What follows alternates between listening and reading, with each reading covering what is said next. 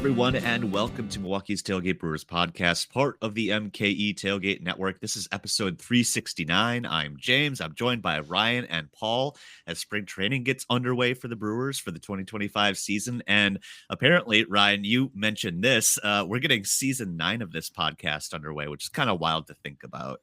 Yeah. That's So nuts. apparently, Steve started a new season every time spring training started. So now I have to start a new season every time spring training starts also. So yeah, this is season 9, which where has the time gone? Indeed. We're all old now. Yeah. We are. I know I am. Yeah. I'm feeling older by the day. Yeah. Yeah. But yeah, 9 years. That's crazy to think about. Granted, like I haven't been a part of all of it. I know Paul and I kind of jumped on at the same time. What was that, like 2020? Like right before the COVID year or something like that. And yeah, bad luck ever since then. But so I guess it's like 5 years with the current group. That's kind of hard to believe. But I guess thanks everybody for sticking with us through all those years. And you know, as we learn how to do this a little bit more, and I don't know if I still know how to do it. We kind of just wing it every week, but hey, we talk into a magic box and then it shows up on the internet, and that's as much knowledge as I have. That's basically it. That's all there is to podcasting. Well, Paul, you were away last weekend. Said you were missing the conversation with Jonathan, but I know you talk to him pretty frequently. How you been? I've been okay. Always a loaded question with me. So a lot has happened. I will be as quick as I can so as not to hijack the entire podcast with catching up on me. Went camping last weekend. I think I mentioned this on Reporting is Eligible, but to catch people up, 2 things happened while camping. 1, my daughter broke a front tooth playing broom ball. So don't play broom ball. It is fixed now and looks great. Good job, dentist. 2, while at that camping trip also, my pants and some other clothing items from some of the other dads around caught on fire. Nobody was injured, but I lost a good pair of pants to a whole bunch of holes. There's a not dry log in the firewood, and it exploded a lot. So that happened to that. And then yesterday I was actually in Milwaukee for Valentine's Day. I dropped the kids off with my mom, and sorry I didn't see Ryan, but we were busy. But I wanted to quickly discuss something that happened to me at the hotel that I was staying at, which was the Kimpton Journeyman, which was Jody and I rode the hotel elevator down from the outside of the bar on top with a guy wearing a Wilco hand knit hat. And my wife is a knitter and complimented the hat, not because we like Wilco, but mostly because of the knitting. It was good. It was well done. And guy said thank you, and then started quizzing us on our Wilco fandom. And the hat, that wasn't really the point of the hat. And then we got downstairs, and it was happy hour, and we got a beer, and we started talking to each other, and we were like, that guy kind of looks like Jeff Tweedy. And then my wife said, I said, but you wouldn't wear, if you're in Wilco, you wouldn't wear a Wilco hat. Like, you're in a band, that's not something you do. No. And then she was like, yeah, but if you're a little weird, you might. And if you don't want to be recognized, you might do that. And we're kind of like, yeah. Okay. And then the other thing was like, that show where the boss, I think it's called Undercover Boss.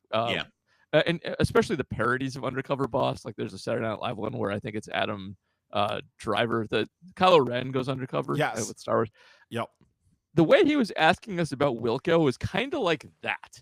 And so like it was kind of like testing you on your Wilco fandom, just by complimenting his hat. So like it was also kind of weird that way. And Jeff Tweedy, if you don't know what he looks like, he is pretty distinct looking. Like not a ton of people look like Jeff Tweedy. He's like one of the shorter people in the band. He's got longish gray hair. He's got a big beard. He kind of looks like a Muppet. And so we're at this point, we're like, is it? Like we're just sitting drinking our beer in the lobby at happy hour, Googling like recent pictures of Jeff Tweedy. And we're like, now this is, if you're listening, we're like, this is stupid. Like obviously Jeff Tweedy wouldn't be wearing his own band's hat in Milwaukee, and you're probably right about that. That's true. And it's one of those things where like it was such a weird conversation that first of all, we have established, thanks to Ryan and also Andy Sheff, it was not Jeff Tweedy because he was drinking a beer, and as both of you informed me, Jeff Tweedy is sober. He is not a drinker at all, does not. And this guy was not. So you can cross that off the list. But just the way he talked was such a weird way of talking about Wilco. It was bizarre. It was like it was either a member of the band or like the comic book guy version of a Wilco fan, and that's what it was. As it turned out, but it is weird to be a big enough fan of a band that you are wearing their merch around when it's not concert time. And you also look like the lead singer of the band. That's weird, right? You're like cosplaying. There's not like Pearl Jam fans who look like Eddie Vedder walking around. That's not a thing. Like, so anyway, that's why I was texting you guys last night about prove to me this is not Jeff Tweedy, please, which you all did. Thank you for that. Appreciate that.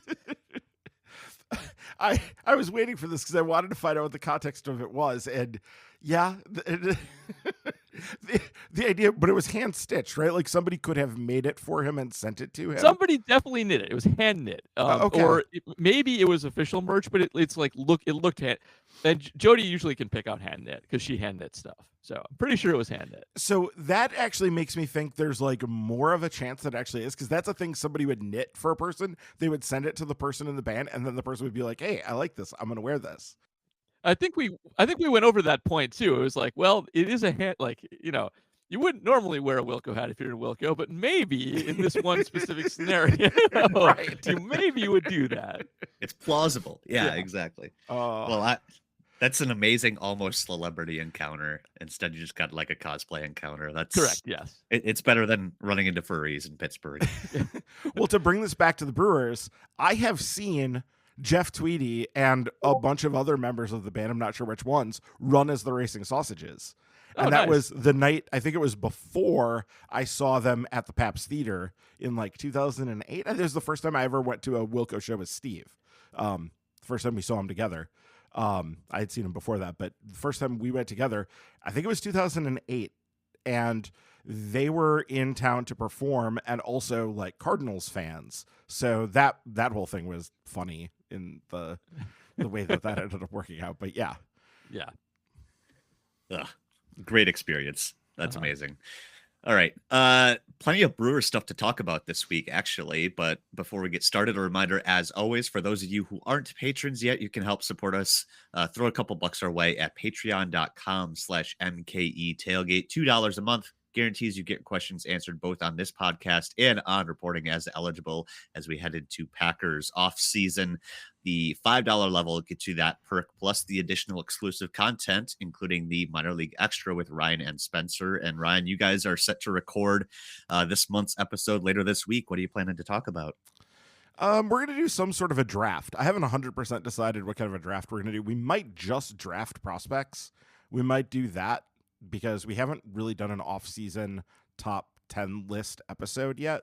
So we might just draft prospects. I think that's the way this is headed. But we got to talk about, there was some news that came out this weekend, unfortunately, that we got to talk about. So we got to deal with some of that stuff. We'll talk about that more in a minute. But yeah, I think we're just going to draft our prospects. I think that's the direction this is going. Fantastic. And Paul, Packers are in off-season mode. I know the draft's coming up. What's your off-season cadence going to look like for reporting as eligible, if you know? We have a pretty standard off-season cadence, which we do kind of like once a month-ish.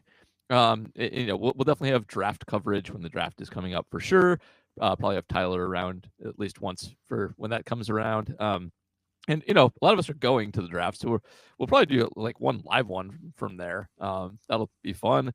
That'll be really fun, and one later too. But we do kind of like once a month in the off season. If anything breaks, we'll do something. If anything big happens, if they like make a huge trade with the Browns or anything like that, we'll jump on and do an episode. And if anything lesser happens, we'll do a mini pod on it. So that's kind of how the off season works. And the Packers are at least somewhat active. They actually were pretty active last season. They signed Xavier McKinney. They were fairly active in free agency, have been a lot lately. So, never know. Stuff happens sometimes. Looking forward to it for sure. All right. On the Brewers end of things, spring training got underway in the last week. I think the two big storylines everyone was kind of watching right away was Brandon Woodruff facing hitters for the first time and seeing how Christian Yelich was feeling after last year's back surgery and a full winter of rehab. Starting with Woodruff, I guess he's still really looking noticeably thinner. That's the one thing that popped out to me when watching the videos of his reaction. He still looks real skinny, not exactly playing weight or what his playing weight used to be. But the good news was he reportedly hit 92 miles an hour on his fastball during the live BP session, which is good to see considering, the long layoff and where he is in this process.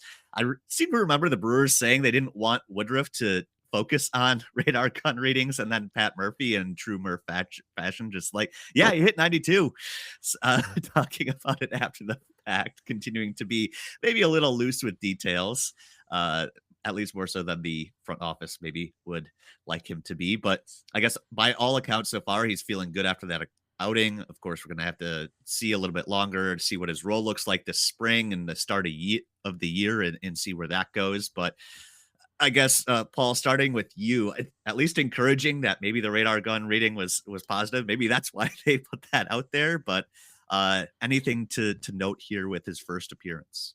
Just that this is all generally very positive news. You don't want setbacks on these kinds of things.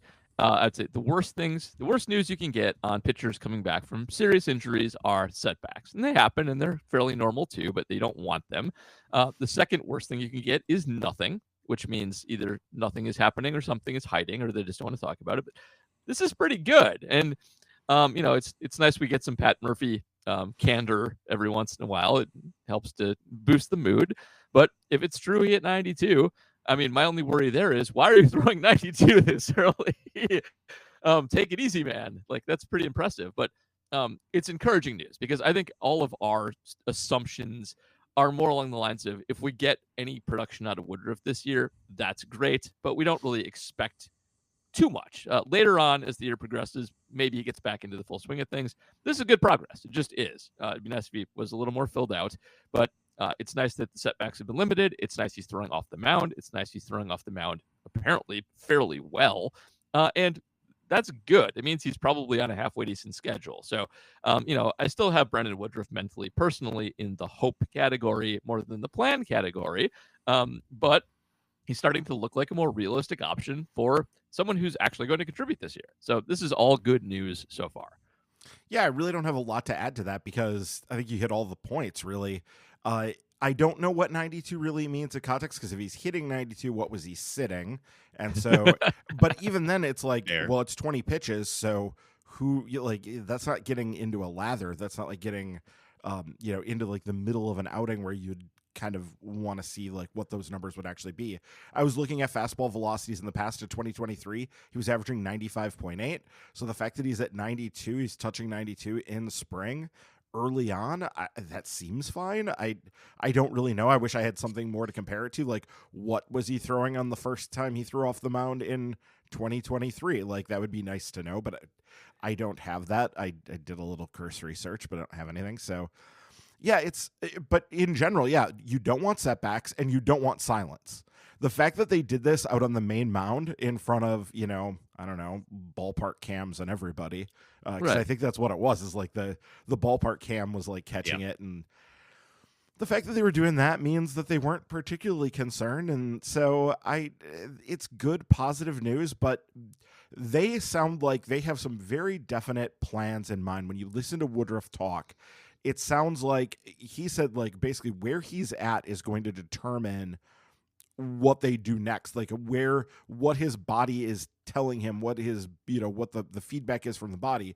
So they have some signposts in mind here, but we don't know what those are, and it's not our business to know what those are. That's not, a thing we should be told, because we don't need to be sitting there going, well, did he hit this mark yet? Because then that's just going to have us overanalyzing it and paying far too much attention. Really, we just, like Paul said, he is still more in the hope category than the plan category, and I think that's the best place to leave him, at least for a while here, is just fingers crossed, hope things keep going well, but don't plan on anything still for a while.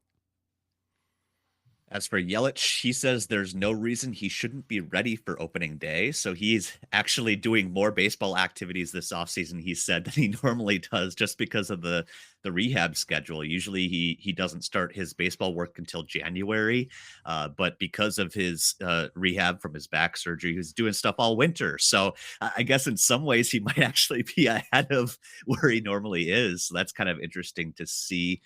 That does lead to our first Patreon question of the week. Lucroy Suitcase, who's asking, what are your expectations for healthy post-back surgery, Yeli? Is this a surgery where we should feel somewhat better about the back, or is it still easy for re-injury? I admit, Paul, I don't know much about the surgery itself other than they cut a small part of the disc out, but he seems to be feeling great. And like quality of life seems to be a lot better for him too. The Acme Packing Company Slack has quite a few people with opinions on back rehab and back injuries in it. And this is, I mean, nobody's a doctor, but the consensus over there is that this is actually a pretty helpful back surgery most of the time. And rehab generally actually goes quite well with it. So if you want to be optimistic about Yelich, I think there's at least some justification for doing so. And again, these reports are good too. It sounds like anytime you hear a guy like, oh, my everyday life is better, that's a good sign.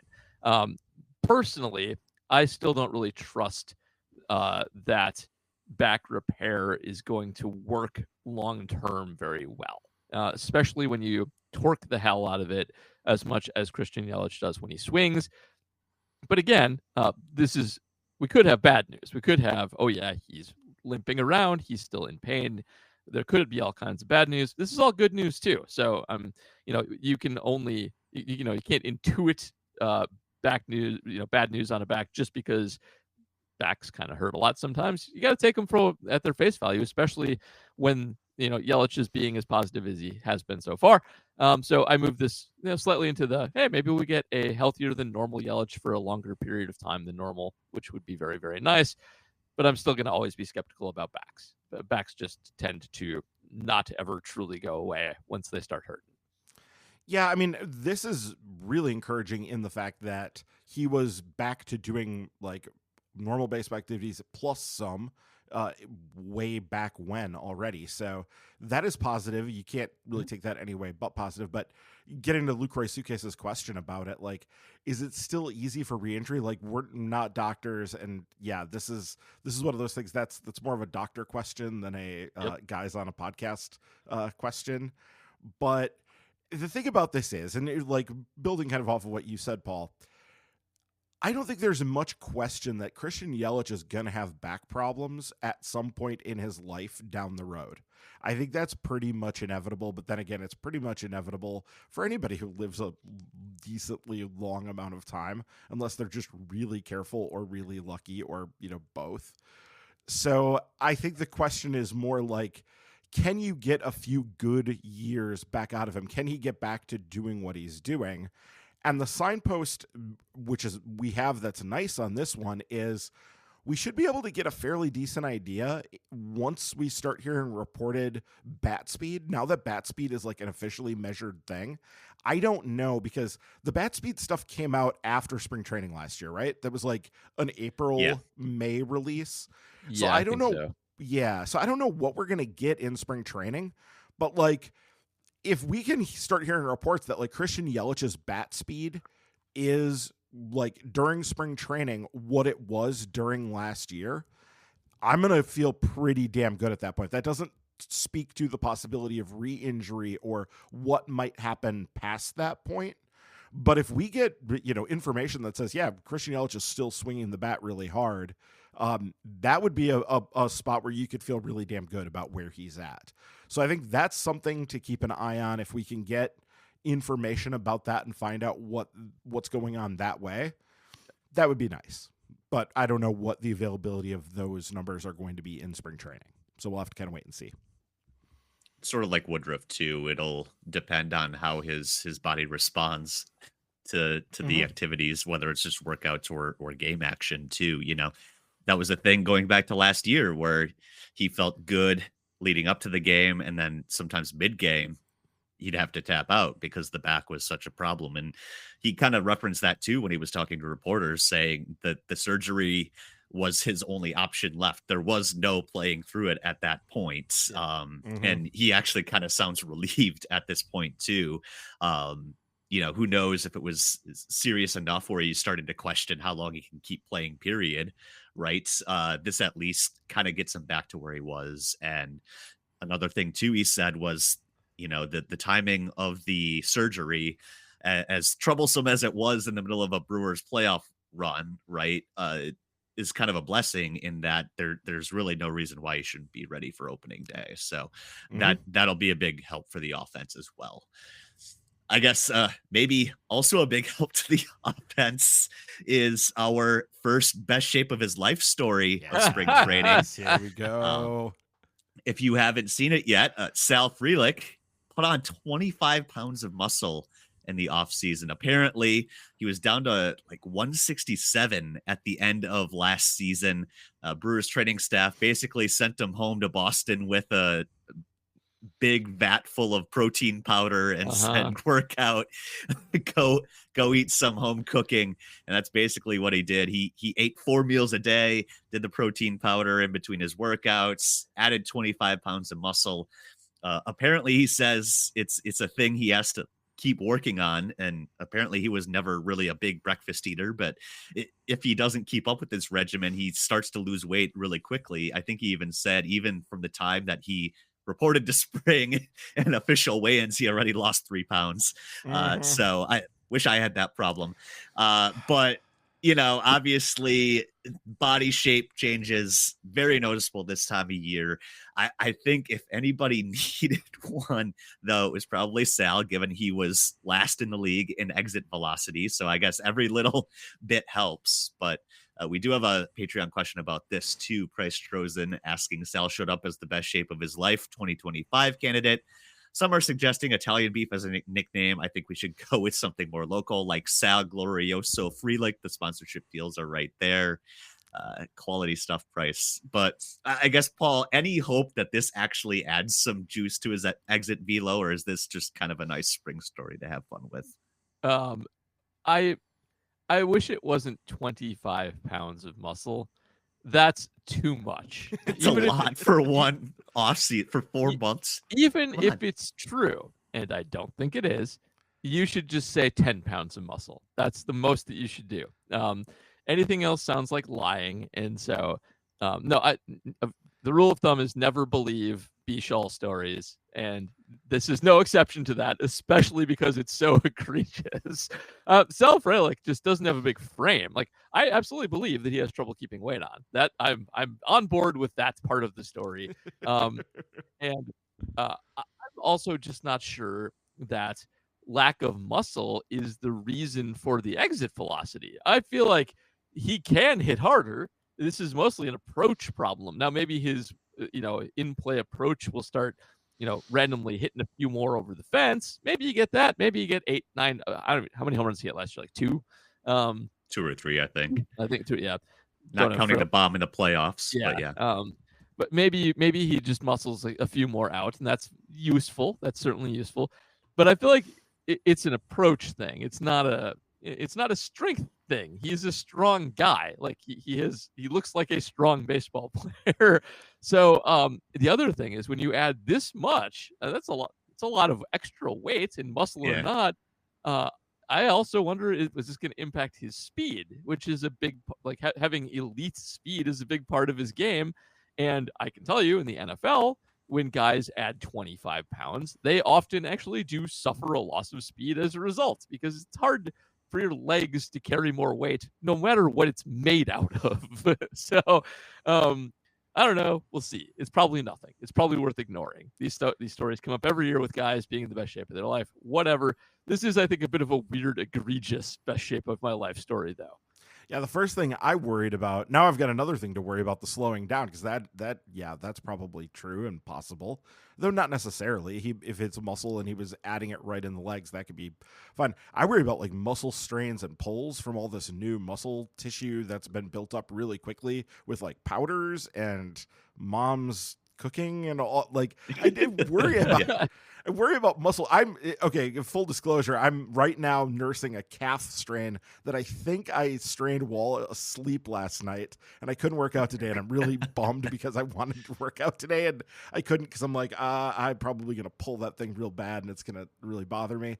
But yeah, my left calf is bothering me, so maybe that's clouding my judgment on this whole issue. But yeah, like, I don't know. I would like to see, let's see if the exit velocities on him tick up. If they start ticking up, if he starts hitting the ball harder, there's a possibility some good can come of this, that there could be some positive ramifications of this. I think that's obviously why he was doing it and why the Brewers were clearly encouraging it as well, as they think there's some potential positive outcomes from this. But it is, this is a classic spring training story. And we have to take it all with many grains of salt, which I'm sure he was putting on all that protein that he was eating this winter. So, anyways, it's fine. We'll see. We, like everything else, we're going to become broken records here because we do this every spring training. Like, we're going to have to wait and see. Like, we don't really know anything. It's something to file away and go, oh, well, that's interesting. But we'll need to see, like, if the exit velocities start to get affected, then we could say maybe this is something. But until then, not much. I just have this image in my head now of him becoming like gym buddies with Caleb Durbin, and they're both like, 5'5" guys just benching twice their weights and walking around like that. I don't know, but evidently he said he was waking up every day last year, especially late in the year, like exhausted, tired.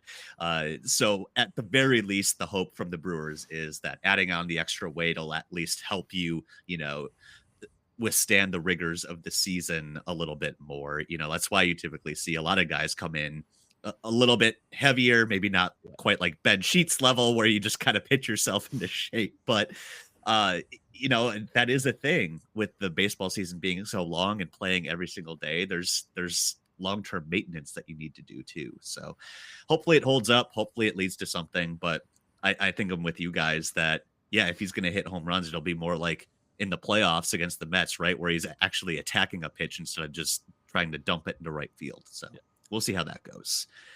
All right. Well, if you missed our show last week, we had a special guest in Baseball Prospectus's Pacoda Overlord, Jonathan Judge. You'll want to check that episode out if you haven't already. But at the end, we did have a Patreon question about what news we were looking forward to seeing in the first week of spring training. And Jonathan's answer was basically nothing, because there's nothing that comes out in the first week of spring training that's good news. And we got that right away with the Brewers. Like the day after that episode posted, we learned that DL Hall is being shut down with a lat injury for several weeks, and that could again affect his availability for the start of the year. In the past with him, we've talked about how fluky some of his injuries actually are since coming to the Brewers, but at some point, Paul, I feel like you've got to start worrying about durability with this guy, fluky injuries or not. Yes, and the name this is a big one for name determinism for sure. IL Hall. Yes, he's been hurt a lot. He's been hurt kind of the whole time he's been on the team, which is really too bad, because when DL Hall has played, I feel like he's actually made kind of steady progress. He is a prototypical acquisition for the lab to work on, and he was pretty brutal in his first couple of starts, and then got hurt, and he came back and seemed to get a little bit better. And I think there's some hope that he could maybe still turn into a decent starter or a good bullpen arm, one of the two. But I think starter was still lurking there for him, and just can't stay on the field. And it's really unfortunate. And some availability is a skill. He doesn't seem to have it. And it's honestly the least surprising first week news I think we possibly could have gotten out of spring training, is that DL Hall is hurt. Yeah, and this goes back to the minor leagues. He had problems staying healthy and pitching in the minor leagues as well. Going all the way back, he came in out of high school to pro ball, and he didn't have a season where he pitched over 100 innings. His first year was in 2017, that was, I guess, his draft year, so you can't really judge by that.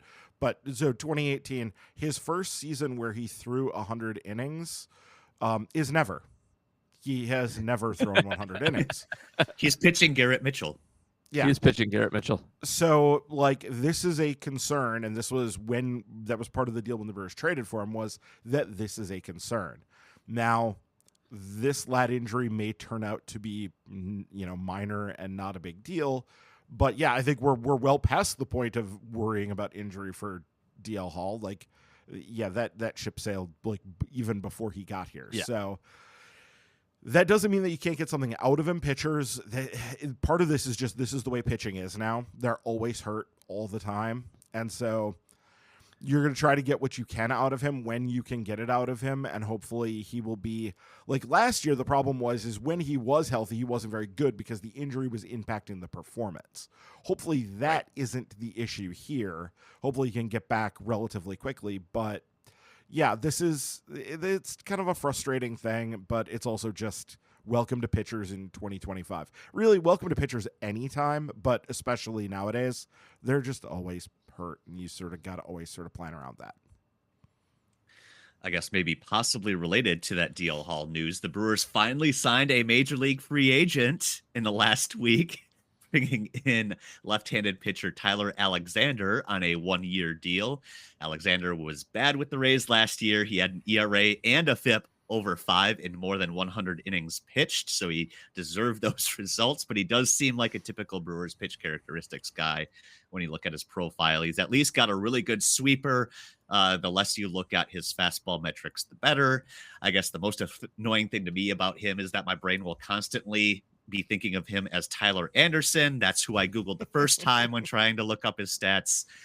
He is still an angel. So I guess the question here is, Ryan, do you think he's back-end starter candidate, or is he more your Bryce Wilson swingman, considering that's kind of how he's pitched so far in his career?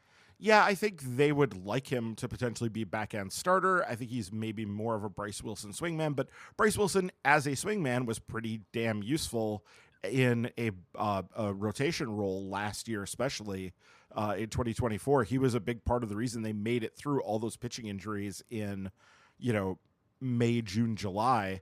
He was sort of a stalwart in there, even though he wasn't like that great. They could just count on him to give them 5 innings and be okay. And so I think that's kind of what you hope for Tyler Anderson if he does end up having to be pushed into the rotation. I think ideally you would want him more in the Bryce Wilson from 2023 role, where it was, much more out of the bullpen and only, occasionally starting. But I don't know if they're going to have that luxury, especially with the fact that we already have DL Hall hurt. So they're starting a little bit behind the 8 ball. There's some interesting things about Alexander. We were joking before you jumped in, Paul. James and I were talking about the fact that man has 4 fastballs. He has 3 fastballs. You don't necessarily want him to throw any of them because no, they all suck. They're all bad. But yeah, his fastball run value is 5th percentile in baseball. It was -13 last year. So that's 5th percentile in baseball. But his breaking ball run value was in 90th percentile. He had a positive very 7. high. So there's something there in terms of that. He has a sweeper that seems to play fine. So yeah, that would, to me, that does sort of scream you would rather have the guy in the bullpen for short outings, maybe, not turning over the lineup more than once. Yeah. If that's the case, like if the fix the Brewers are going to implement here is just pound that sweeper, then yeah, that probably plays a lot better out of the bullpen than it does out of the rotation. But yep. Saris was talking, I was listening to Rates and Barrels this morning while I was shoveling out the driveway. And was talking about the fact that, the 3 fastballs thing is when guys have multiple hard pitches that they can throw that keep batters off balance. That is a good thing because they can adjust to different swing types. Different guys swing different ways, and so you can throw pitches based on what is going to work best with them. I think we saw like a prime example of that with that 2021 Giants team where they seemed to be playing all of those angles. Like everything kind of came together for them, and they were just playing all those angles. The problem with Alexander is those fastballs seem to suck. So you probably don't actually want to have him throwing them that much. You would rather have him shorter outings, more sweepers, and do that. But well, the other thing, that sweeper's new, right?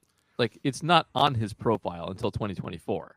Like, in 2023, there is no sweeper on his Savant page. Interesting. I wonder if the Rays taught him that, or if that was the project with the Rays. I don't know. Yeah.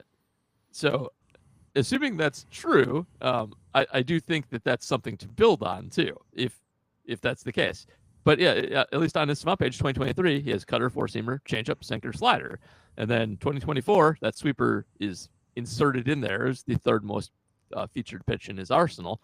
So, maybe it is also something to project a little bit better, even as it is a new pitch. It was very effective.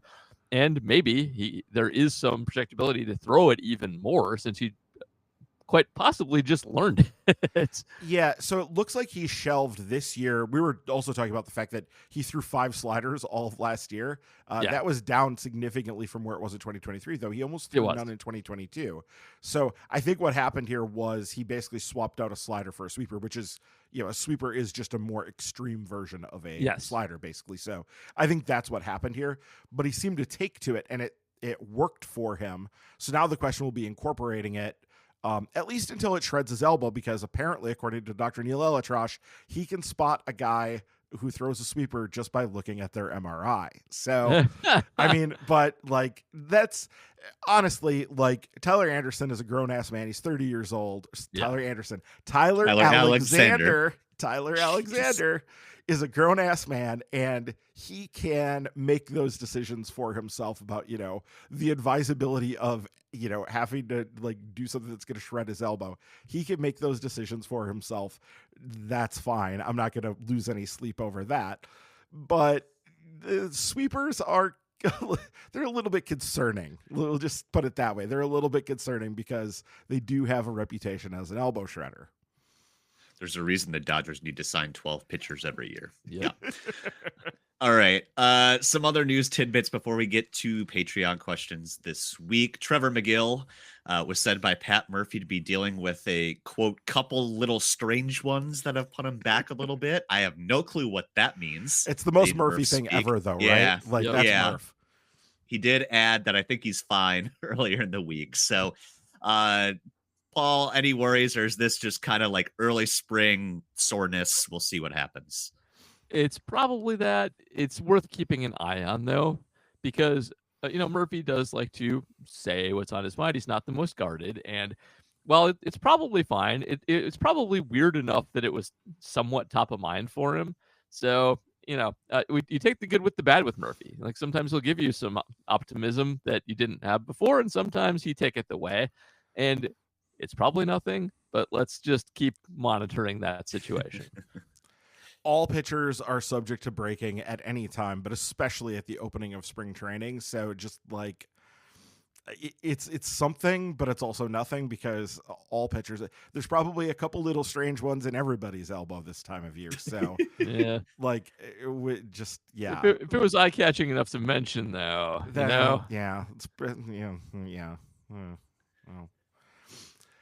Well, we just have to hope.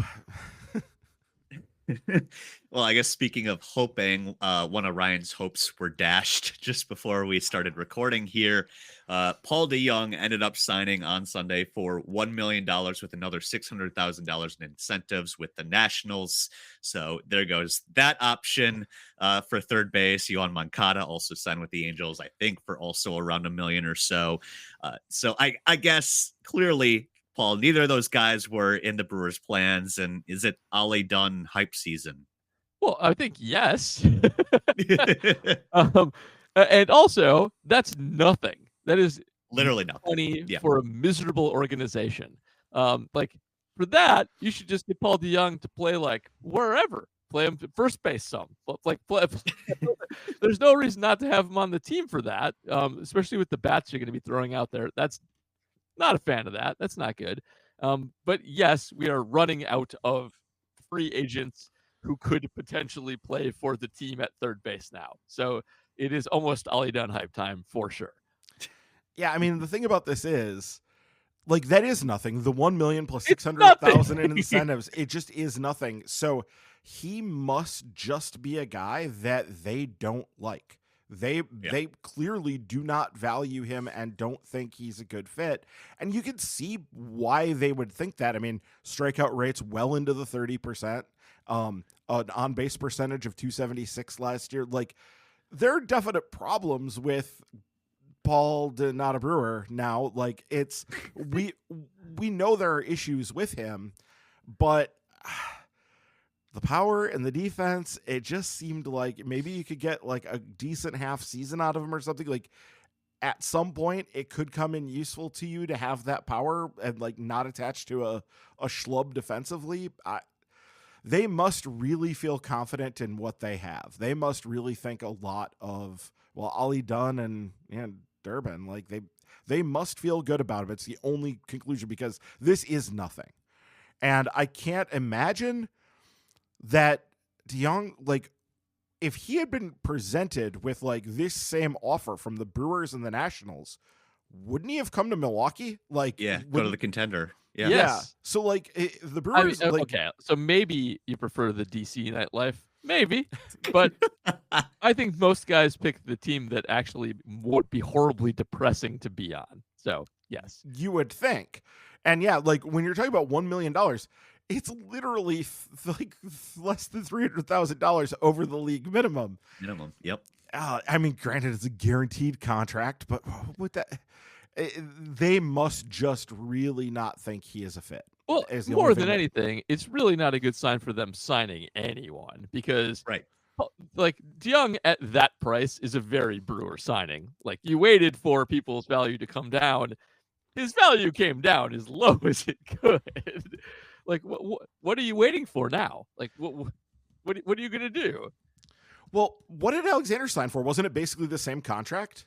I think it is. It's almost exactly the same contract, because there were like incentives on innings that 1 year, $1 million contract with incentives that were, and they were like basically building up to almost exactly this contract.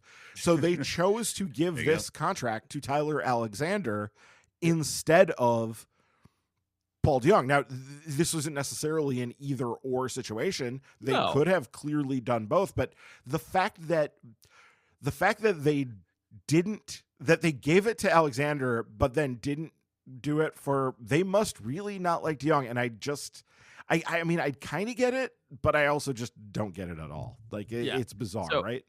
The highest WAR middle infield, like shortstop or third base, not middle infielder, remaining is Jose Iglesias, who's 35 years old, and he can't hit a lick. No. 2.6 WAR. Yeah. The best three remaining third basemen on MLB free agents by WAR are Brian Anderson, Jace Peterson, and Luis Urias. Yes. There we go. That's who's left at third. Back to the Brewers. Mark Canna's still out there too if you want some DH. Mark Canna is still out there. Yeah. Highest WAR players still available at any position. Shortstops, it's pretty much just I don't know how to pronounce that guy's name, and he's 34 and has negative 0.9, so I don't care. There's nobody left to sign. It's all former Brewers. Everybody who's left to possibly play used to be on the team. That's the point they've gotten down to now. Good work, guys. Well done. It's just I don't get this. This is bizarre. Yeah, they clearly had the money to make this signing. They could have just given the money to Paul DeYoung instead of Tyler Alexander. They could have done that. And they chose not to do that. So they must just really not like him. It's so weird. It's strange. I can't believe we spent this much time complaining about Paul DeYoung not signing with the Brewers in 2025. The year of our Lord 2025. This team, man. Yep. Yeah. All right. One more note, Spencer and Ryan will talk about this a little bit more when they record the Minor League Extra on Tuesday, as Ryan noted, but 2023 first round pick Josh Knopf underwent Tommy John surgery a while back now and will miss the 2025 season recovering. Kind of a bummer, Ryan, for that draft class, but I don't know. Is this just like at least he gets a TJ out of the way early and he's fine? Or what do you think? Yeah, I sort of just expect everybody's going to have Tommy John surgery at some point. Like, that's just, it's part of the deal. And if you want like happy sort of spin on this, he doesn't turn 20 until August, and he was already in A-ball last year. So like he's going to be coming back and pitching almost certainly, since he had this, like Spencer was telling us that sometime around New Year basically was when this apparently happened. So that would put 18 months, which is sort of the long time frame for Tommy Johns now. That would put 18 months to be, the middle of next season, the middle of 2026. So he'll be coming back and still pitching as a 20-year-old.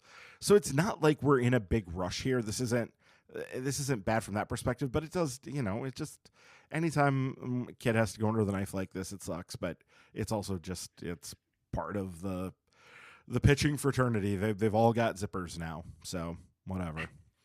Yeah. I guess in better news, I don't know if you caught this, Ryan, in the Sal Frelick article, but Robert Gasser is progressing well. He's throwing off flat ground. Sounds like the timeline right now is maybe being ready for short inning duty, so like 3 or 4 innings by July or the end of July. So that's a possibility that he could come back, at least in the bullpen, later this year. May as well be their trade deadline. Yes, there it is. He could be their deadline acquisition. There we go. God. Yep, we got one of those at home too. Don't need to trade for a pitcher. Yep. I feel like what's her name in Ghostbusters hitting the button and going, "We got one." We got one. We've got Paul DeYoung at home and Ollie Dunn, and we've got a whatever reliever in Robert Gasser. All right, let's do Patreon questions, the ones we haven't gotten to yet. PJ Wessels asking, David Stearns was on Pablo Torre Finds Out this week. Turns out they went to Harvard together. Decent episode. I recommend it if you have the time. Also, how about the Derby?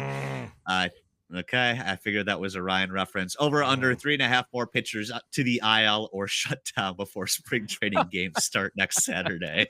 'Tis the season, and I think we've already talked about 3, so I guess find another half one, Ryan. What do you think? Yeah, I mean, if we're counting those 3, like the overs get a hit there, like by next Saturday. Though, obviously, the only one that is potentially going to impact this season for the Brewers so far, obviously, is the DL Hall one, and that's looks like more of just a short-term setback than a long-term problem. Like at least at this point. So hopefully not a big deal there. But yeah, you have the heart of a murderer, Wessels, to bring up that. And I'm not even going to get into Michael Oliver and all his shenanigans. So we'll just let that go flying by. But yeah, not pleased about that whole thing. That was crap. Thank God I don't care about soccer. Yeah. Another sport to get mad about. Yeah. No, it's enough right now. Michael Parr asking, can you still see the Brewers adding an infielder to the roster? I think Paul answered that. No. Or is this a live with it until the deadline situation?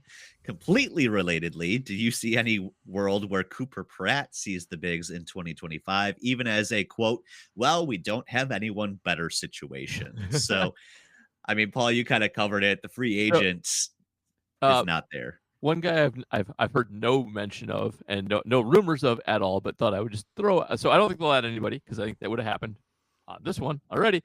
Apparently, Whit Merrifield is still out there, and he would, I think, make a decent Brewer in that he has absolutely no pop at all, and used to be good at defense. He's not anymore. He's 36 years old, but like that. It's kind of what you're down to, honestly, is that. But no, they won't do that. They're done adding people. They're going into spring training with what you got here. That's it. So, I don't think so. Even though they have a lot of bad players at shortstop / third base / kind of first base too. I also don't think there's a ton of room for really young players to sneak up right away, just because they have a lot of bad depth. Like they have. Like Ollie will play, Monasterio will play. There's a lot of guys to play. There's a lot to work through until you start to get down into getting people chances and starting service clocks and things like that. So, but yeah, I think they're going with this. Like this was, I think, the last best chance to add somebody, and it's gone. So I think this is what we're going to battle with here. Yeah, I wouldn't rule out they did the Adames thing in May or mid-May of 2021. So I wouldn't rule something like that out if the right circumstances, but that just doesn't happen that often. A trade like that is not common that time of year because it takes everything sort of coming together for it to work. So that probably doesn't happen. There's also there's guys who get cut down at the end of camp, guys who don't make 26-man rosters and have the ability to seek free agency. I don't know who that would be. I haven't looked close enough. It was something that popped into my head while you were talking, but it's how we got Jesus Aguilar. He was a cut down guy, and he came in right at the very end of camp. I think there was somebody else too of recent vintage who was a late camp cut down guy who came in. Was G-Man one, or was G-Man might have all been. I can't remember. Yeah. But Jesus definitely was one. So we'll see. I wouldn't rule those out, but I think we're going to battle with these guys for the most part, and it's baffling. G-Man's still out there for you, by the way, if you want him. We got a G-Man. Former Brewers All-Star team. So here is if you want to know if someone is still an unsigned free agent, just ask yourself, were they on the Brewers? And if the answer is yes, they're still an unsigned free agent. And if it's no, they're not. It's almost literally true. Yasmani Grandal is the current best unsigned catcher. Both G-Man and Rowdy Tellez are like not quite the best first baseman available, but almost. It's just Anthony Rizzo and Justin Turner still hanging around if he doesn't hang up the spikes, you know. And then the three shorts, the third baseman, and Kana. Like, that's it. It's most of those guys. It's nuts. It's insane. Did Justin Turner play any third base last year, or has he been strictly a first baseman for a while now? I got to go look at his fan. I think he's kind of first base DH. I don't think he can really move anymore. Yeah. Well, I mean, you wouldn't think so, given that he's 40. But yes. I'm checking anyway, just to do our due diligence here, because I'm trying to give people hope. trying to I don't know if I'm trying to give listeners hope or if I'm trying to give myself hope.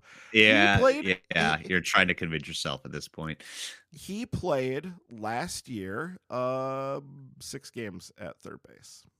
Woo! Yeah. Wow, that's actually surprising. Yeah. How many runs did he cost 33 innings. Does he have a fielding percentage in the 700s? It did not go well. He had a 714 fielding. Just sign Ryan Braun. God, sweet. Jumped up Jiminy. Wow. That makes Ryan Braun in 2007 look like he was, Brooks Robinson. Good That's Lord why you should almighty. sign Ryan Braun. Yeah. Just do that. Probably hits better than anyway. Cooper Pratt, Ryan. Obviously probably too soon, but I know I can't remember if it's BP or others kind of see him as a third baseman in the future anyway, whether it's just by nature of size. I know he can play short, but I've seen some speculation that he could move to third. Well, there's been still years away. Yeah, he is a ways away. He just touched Double-A this year, and that was just because he came up at the very end of the season to play in Biloxi's postseason. Yeah. They wanted to give him postseason at bats.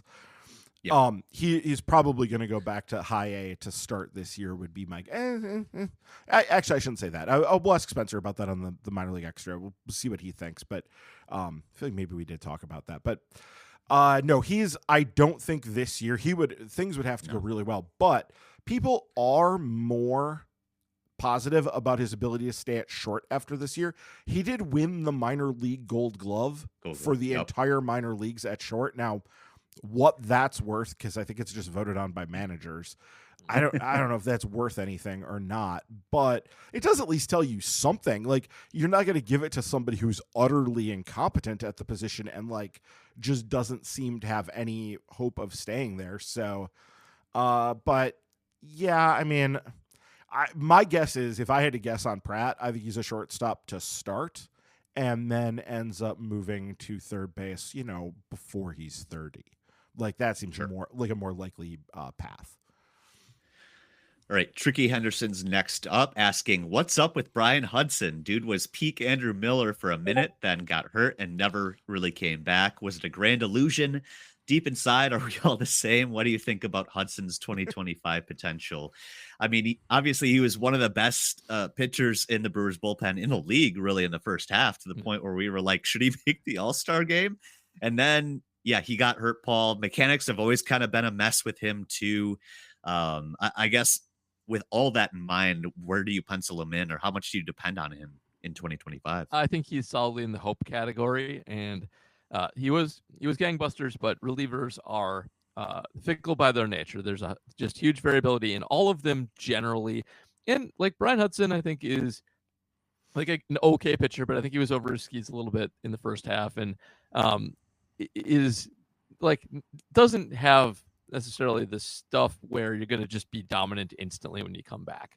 He's a good pitcher, but I think he is in the lesser tier of Brewer relief pitchers where, yeah, you get him, you hope he's hot, you hope he's healthy, and you always keep an eye on him because I think things could go south for him really, really quickly. And I think he could go between awesome and unplayable pretty quickly if the arm starts to go a little bit. And that happens sometimes with guys. Like, I even put like Josh Hader in that category. Yeah, so Harold Hutchinson over at Brewer Fanatic, our partner here, did write an article today that was published just on Sunday here. Could Brian Hudson be the next starter steal for the Brewers? And looking through it, I don't see it. I think that's really overly ambitious. One, I don't think he has the depth of arsenal. He's really mostly a two-pitch pitcher for the most part. And also, like last we saw him, that sweeper like wasn't sweeping. It was having all kinds of trouble. He was not getting I think it was the fastball shape that was the fastball shape that was the problem. Like, yeah, and that became a huge issue down the stretch, and that's why he basically became unplayable. And the Brewers sent him to AAA because they needed to get that worked out. I don't know. He is firmly in the hope category, like Paul said, because of all of that. You hope that you can get something out of him, and I think they will have a better plan for dealing with him than last year when he really got the brunt of Pat Murphy's like baptism by fire of managing a big league bullpen, because he got way overpitched the first like 3 weeks. Yeah. And even though they did then back off of him and quickly established rules, by like the middle of April, they were no longer pitching him on back-to-back days. And then it was like, we're giving him at least 2 days off starting in the middle of May. Even so, he was still had a lot of wear and tear on that arm early. And that may have been part of the reason that he got negatively affected, because of, those first 3 weeks where they were just pitching him every day. And he was throwing a ton of innings. So I would assume they will be more judicious in his use this year. But yeah, you could feel kind of bad for Brian Hudson that he was the one who had to take the brunt. Him and Koenig, to a lesser extent, took the brunt of Pat Murphy learning how to like manage a big league bullpen, which, for them sucks. Koenig also landed on the IL eventually too, so he had to miss some time as well. All right, Mark Podscarby says, looking ahead a year, Brandon Woodruff, Aaron Savale, and Nestor Cortez will be free agents next offseason. Freddie Peralta will be entering the final year of team control, which would seemingly make him a prime trade candidate. How many players currently under Brewers control will enter 2026 as a relied upon member of the rotation? Paul, there's not many right now. They're going to have to figure something out. Yeah. It's not a lot. Ashby? Like, yeah. Maybe. Gasser, you hope. Hopefully Gasser is the answer. I mean, that's, I think, what you kind of hope for, best case scenario. He should be the stud of the rotation by then. Well, and don't forget Tobias Myers. Like, he's yeah, Myers man. Too. How could I forget Tobias Myers, who is legitimately good? Okay. Yeah. Them. So anybody else, though? That's kind of it. I mean, we hope DL Hall, but we've just got done talking about that, so I'm not counting that one. Not counting on that one. If he's not a reliever, but I think he probably is a reliever, though. Yeah. Logan Henderson is one that I think we can hope. Keith Law, I was just reading through his. We did the whole Brewers system write up, and he thinks he can be like a good middle of the rotation starter. So. He's pretty positive about where Logan Henderson is. I've been skeptical, but like, everybody else seems to love him. Kurt loves him. Spencer loves him. Who am I to argue with people such as that? They know a hell of a lot more about this than I do. So, I think that, but will he have the opportunity to establish himself this year that you're going to go into next year going, oh yeah, Logan Henderson, 4th starter. Woohoo, let's go. I don't know that we're going to get that this year. We'll have to kind of wait and see. And then there's other guys further down, but those are also, we have to, there's the Chad Patricks of the world, or, we shouldn't forget about Carlos F. Rodriguez either. I still think there's potentially something there in terms of, a mid back end starter, decent back end starter. Possibly. All right, Baseball Needs More Chest Lettuce asking, looking at the schedule, the start looks tough. Are there any stretches of the season that look particularly concerning for you? I always struggle to look too far ahead, I think, even in the same baseball season, right? Just because so much can change in the matter of weeks. But reminder, the Brewers do start the season in New York against the Yankees, the reigning AL champions. We'll probably see Nestor Cortez have to pitch against the Yankees in Yankee Stadium. That could be interesting. And then after that, they play the Royals.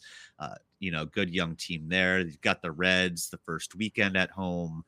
It is a tough first week or so, but then there's plenty of A's and stuff in there as well. So I guess, Ryan, have you looked at the schedule too much at this point? Is there any stretch that kind of concerns you? Any nightmare road trips, that kind of thing? No, I was just looking when I'm going to be out of the country again this summer to see how that shaped up for to see when they go on their 10-game win streak. When they go on their 10-game win streak, and this is, you kind of see it. I'm going to be leaving the weekend of the 26th of July. They're playing the Marlins and the Cubs at home during that time period, and then they go on the road to the Nats and at the Braves. So yeah, that they pounded the Braves. I think they swept the Braves while I was out of the country last time. So maybe they'll do that again. That would be great. I would be super happy about that. I don't know. Let's look at the stretch run and see how that looks. Reds, Padres, Cardinals, Angels, Cardinals, Rangers, Pirates, Phillies, in reverse order of what I just said, is what they face in September. So September doesn't seem terrible. There's some good teams in there, but it's, the Phillies and the Padres. But then there's, quite a bit of either question marks or garbage in there as well. So we'll see. Yeah. I don't know. It's hard. Baseball schedule, that stuff is weird because you just don't necessarily know what all the teams are going to be like to start the thing. So, yeah. Yeah, it's so hard to project that kind of thing. Everybody's a different team in August, Yeah. I feel like it's not. In past seasons, we've had the occasional, they're on the road forever. They have no off days for a month at a time. Right. It doesn't look too bad. It looks pretty balanced. I don't see a truly horrific road trip that's beset by non-off days and just a gauntlet of probably good teams. Not too bad, all things considered here. I think that they did not do them as dirty as they've done them in the past. Well, they have the A's at home, and that's real early, so we don't have to worry about going to Sacramento in the summer. Right. And we've got Tampa in the beginning of May, so we're not worried about going there in the middle of, Steinbrenner monsoon season. So it should be okay from that perspective. I don't see anything else that really stands out that way. I don't know. The schedule's it's a little bit different now because you play everybody. So that's the thing. There's no big stacks of anything weird. After the All-Star break, they have a bit of a West Coast swing, but it's 3 at the Dodgers, which could be paired up with things that are very difficult, but then it's followed by 3 at the Mariners, which I don't know, maybe it'll be hard, but I kind of doubt it. And then you come home from that. I feel like everything has that. It's at Mets and then at Marlins. That's fine. It's at Nationals and at Braves. That's fine. Everything is kind of adjoined with a palate cleanser with the good team. It does seem to be very you get a good team, you get a bad team, you get a good team, you get a bad team. There don't seem to be too many stacks where it's 3 rough teams in a row. Yeah, you just don't see that very much, especially on the road. Yeah, Interesting. that's true. Huh. Well, we'll see how it turns out soon enough. Last question this week. Nick Vollendorf asking, what do you think of the 2025 season seat member gift? It's a blue backpack with Milwaukee embroidered onto it. Could be mistaken for a Milwaukee Tool backpack, except their colors are red. Are they too cheap to go for something cooler like a new era ball and glove, or what? So he gave us a picture here. It is just like the Milwaukee like road word mark. So I can't remember if they intentionally styled it like the Milwaukee Tools or not. But I mean, I think it looks fine. Ryan, you're the seat holder here. What do you think of it? Yeah, it's fine. I don't think it's something. It's more of a kid's backpack than an adult's Sure. backpack. So I don't think I'm going to be, swapping it out for my work backpack or anything. But yeah, well, it seems fine. Going back to the schedule thing real quick. As far as I can tell, and I might have missed something in between months here, there appears to be only one 3-city road trip. Yeah. And that comes real early, which is kind of like when you in would, April, right? yeah, when you would want those to happen. And it's like you start on the West Coast with the Giants, but then you're looping back through St. Louis and you end in Chicago with the White Sox. So like that's not a terrible way to. Well, maybe And that there's is an off day. Yeah, there's an off day. I don't know. That third series of a road trip, guys can sometimes be exhausted, but you're so early in the season there. I think they'll still be fresh and like. Well, also and it's the there's an White off day Sox. before you get the White Sox, so you get to recover to beat the crap out of them. Yeah, fingers crossed on that one. But I think that's the only 3-city, and I think the Brewers last year also only had one 3-city road trip the whole year, so not terrible. I think the league in general has done a better job of trying to be mindful of those trips, or at least, the 9 and 10 days situations and that kind of thing. Yeah. So overall, pretty balanced. Ryan, what's your favorite thing that you've gotten as a season seat member? What's your favorite perk that you've gotten? I have a little coin. It's like a plastic coin that's hollow that has dirt from the field after the 2011 clinch that they sent out that offseason. So that somebody went and scraped up a bunch of dirt from the infield and and sent that out. So that's a pretty good one. I have a collection of polos, season seat holder polos. I take that every year. Yeah, I think those are the big ones. We just got the Sal Frelick and Bryce Terang designed shoes, and but I was like very much like, no, those are for the kids. I did not try to get them in my size 13 gunboats. I got them in size 9.5 for my friend's kid, and he actually he was supposed to take them when he was here last weekend for Goose, and he forgot them and left them here. So the kid is gonna have to wait to get his shoes, but. Yeah, I think they're much more the speed. If you've seen pictures of them, they're much more the speed of an 11-year-old than they are of a 40-something man. So yeah, decided to pass that on to the younger generation. I can't believe you got the very dirt where Unieski Betancourt stood. That is a prized possession. It might have been Prince Fielder, James. It might. Oh, we don't know. I like to think of it as Prince Fielder's dirt. Like even if it was Uni's dirt, I like to think of it as Prince's dirt. So I mean, there's perfectly valid argument to be made that Prince Fielder covered more of that ground than Unieski Betancourt did. Yes. I think the odds are good for you. There you go. Exactly. Yes. Andy would say it's Ricky Weeks dirt. So, the dirt is in the eye of the beholder. So there you go. And who was the third baseman that year? Was that McGee? Yeah, it was McGee. Was it still McGee then? Yeah, no, it was. Anyway. And you know what's really funny? Just before we wrap up here, it was very funny when watching the game 162 of 2008 and hearing Brian Anderson's call, because they were showing it on MLB Network right after CC Sabathia got inducted, because obviously it was one of his great games of his career. And the Brian Anderson mispronouncing Casey McGee as Casey McGeehee because he didn't know yet. He hadn't found out yet. Like he was going to find out the very next year how you actually pronounce Casey McGee's name. But the fact that he mistakenly called him McGeehee a couple times had me chuckling while I was watching that. That was pretty good. Oh man. Yeah. All right, that'll do it for questions this week. Let's wrap this thing up. Thank you to everybody who sent those in. Again, patreon.com/MKE tailgate is where you go to sign up. $2 a month is all it takes to make sure your questions are read and answered on this podcast. New patrons also get a shout out here. Ryan, I don't know if we caught this one last week or if this is a more recent one, but looks like we do have someone to give thanks to. Who do we got? Yes, Dr. Churlish, welcome. Love the Nice. name. It's fantastic. Yeah. What was the other doctor we had? That was Dr. the Hillbilly. Dr. Hillbilly, Dr. yes, and Hillbilly. the Iron Yuppie, yes. The opponent of the Iron Yuppie, I should say. Yeah.